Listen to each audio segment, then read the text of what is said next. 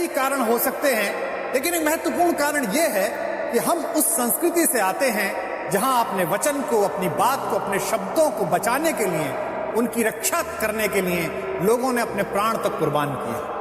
महाभारत के समय में आप सबको पता है कि कर्ण और अर्जुन के बीच बहुत जबरदस्त दुश्मनी थी, प्रतिस्पर्धा थी, लेकिन इस प्रतिस्पर्धा में भी एक मर्यादा थी।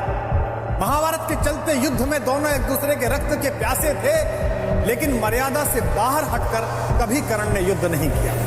अपने प्रिय मित्र दुर्योधन को एक वचन दिया कि अर्जुन को मैं मार दूंगा, इस बात की प्रतिज्ञा की। कथा में सूत्र आता है कि कर्ण अपने समय का सबसे बड़ा दानी था। सुबह सूर्य पूजन के समय स्नान करते समय नदी से बाहर आने पर उसके सामने अगर कोई भी कुछ मांगने के लिए आ जाए तो कभी उसके खजाने से कोई हाथ खाली नहीं जाता।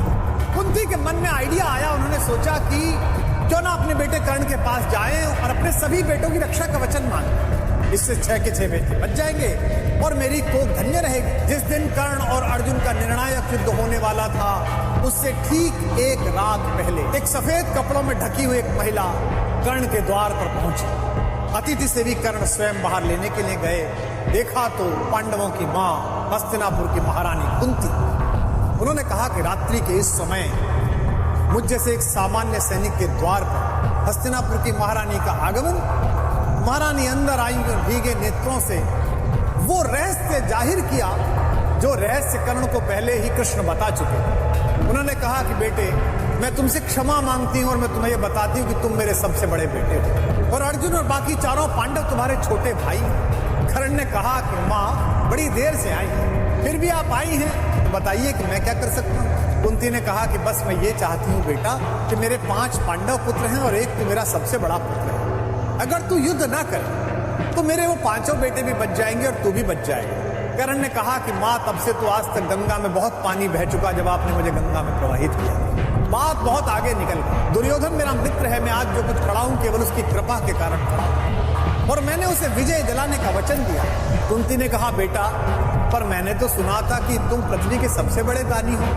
माँ की तरह नहीं, एक याचक की तरह तुम्हारे द्वार पर मैं तेरे दरवाजे से बिना भीख जा रहा हूं। फिर भी तू जीता रहे न अपयश जाने, संसार किसी दिन तुझे पुत्र पहचाने। माँ ने ये वरदान दिया और जाने के लिए आगे बढ़ी। जैसे ही कर्ण ने बात सुनी, तुम दान दान रट रही किंतु क्यों माता, पुत्र ही रहेगा सदा जगत में दाता। बस एक छोटी सी बात जानता हूं, दुनिया तो उससे सदा सभी कुछ लेगी, पर क्या माता भी उसे नहीं कुछ देगी।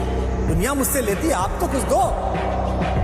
सोचो क्या मांग सकता है कर्ण ने कहा, मैं 1 कर्ण अतएव मांग लेता हूं, बदले में तुमको 4 कर्ण देता हूं। छोड़ूंगा मैं तो कभी नहीं अर्जुन को, तोड़ूंगा कैसे स्वयं पुरातन प्रण को, पर अन्य पांडवों पर मैं कृपा करूंगा, पाकर भी उनका जीवन नहीं हरूंगा। कहा कि एक वचन दे रहा हूं, अर्जुन को नहीं छोड़ूंगा, बाकी 4 को मारूंगा। मेरे सामने आकर उनके हथियार गिर जाए फिर भी नहीं मारूंगा। इससे मां क्या होगा, दुनिया जानती है कि तेरे 5 बेटे हैं। मैं तुझे वचन देता हूं कि इस युद्ध के बाद भी दुनिया यही कहेगी कि कुंती के 5 बेटे।